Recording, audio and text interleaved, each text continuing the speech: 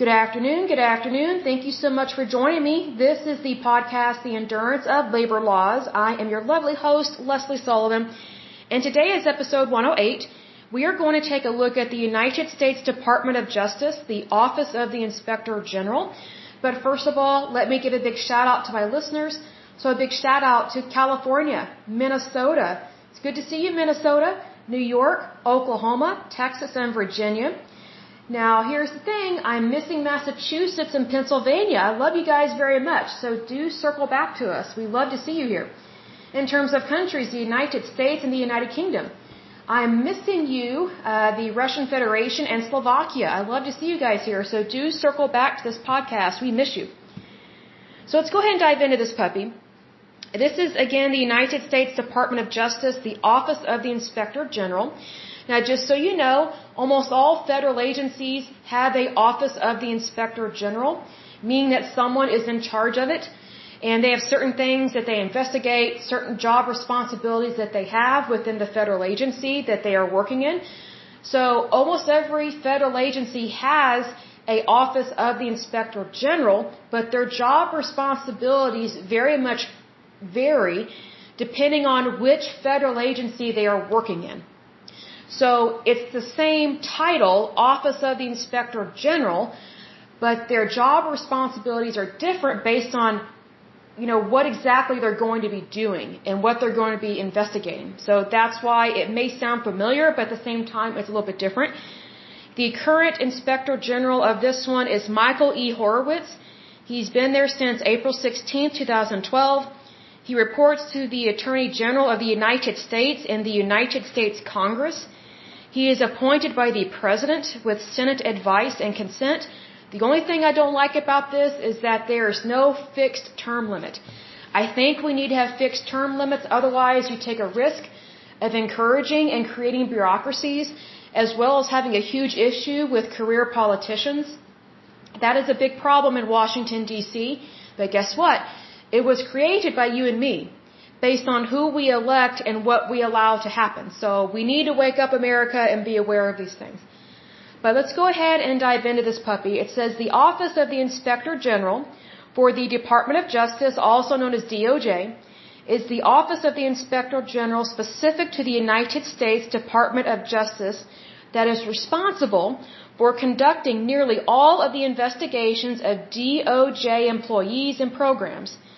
The Office of Inspector General conducts independent investigations, audits, inspections, and special reviews of the United States Department of Justice personnel and programs. Now, here's why this job should have term limits.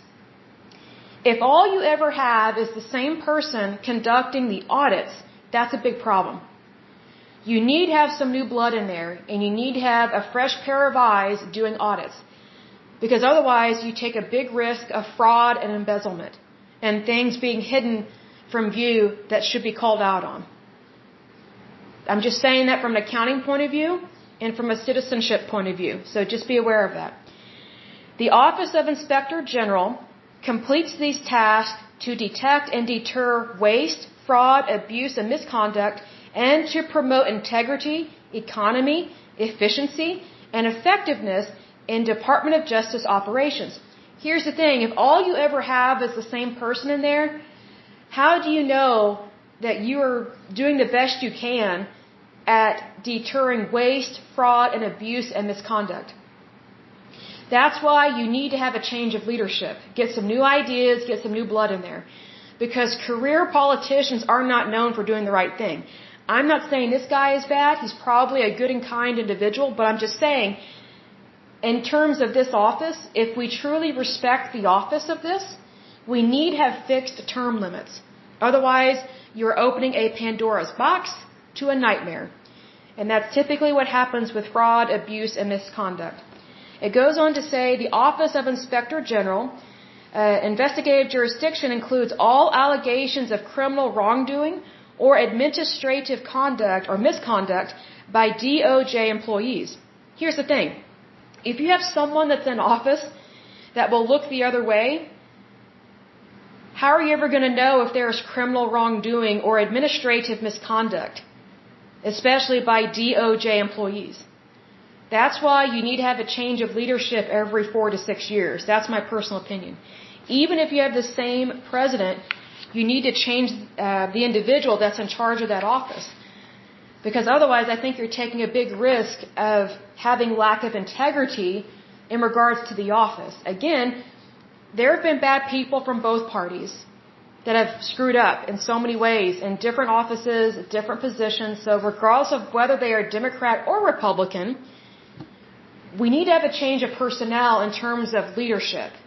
Because otherwise, it might turn into what we have seen in regards to labor unions and trade unions, and also the military, where it makes it very difficult to fire bad people. Because one thing that happens in labor unions, trade unions, and the military is instead of firing bad people, they just promote them. So it destroys the integrity of the business and of the agency to keep people that shouldn't be there.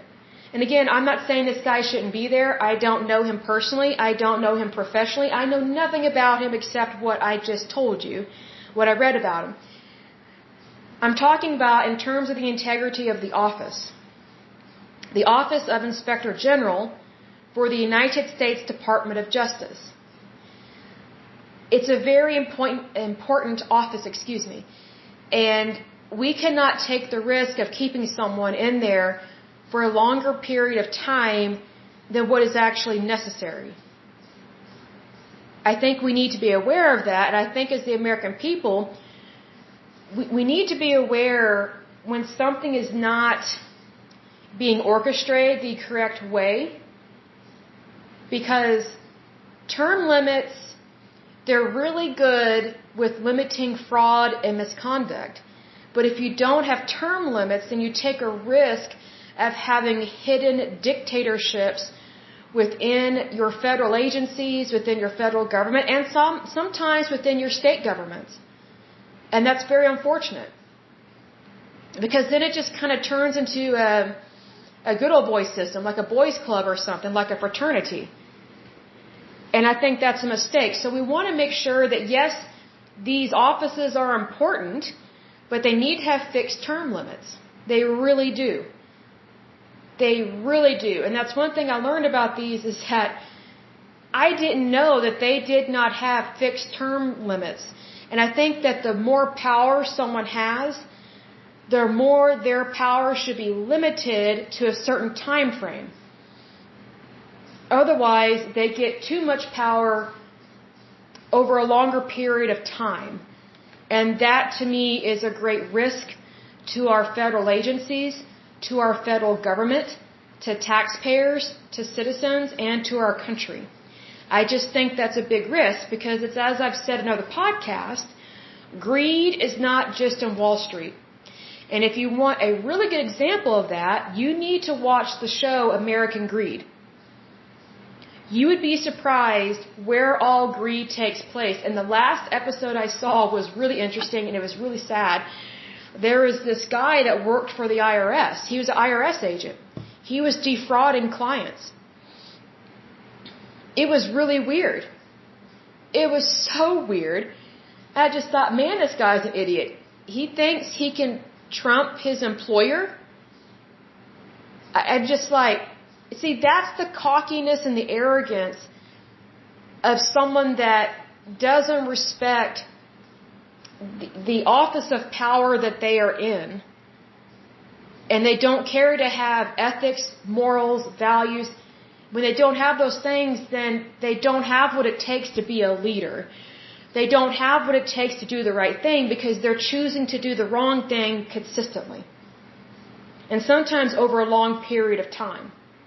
And usually these people do not get caught, whether in the public sector or the private sector, until a lot of damage has been done. Until there's a tremendous amount of crime that has been committed. That is what is so awful about things that are not regulated correctly and things are not audited correctly, is that it doesn't catch stuff quickly. So we want to avoid all that, right? Because we want everything to be on the up and up, and we do want to give people the benefit of the doubt, but giving someone the benefit of the doubt doesn't mean we look the other way, not by any means. So, because we should hold everybody accountable to the same yardstick, as they say. Because there is no favoritism, there is no nepotism. Because those two things will definitely destroy your country, and they will destroy your place of business or your company, for sure. But anyway, probably for the next podcast, we will go over a Superfund site. So until next time, I pray that you're happy, healthy, and whole, that you have a wonderful day and a wonderful week. Thank you so much. Bye-bye.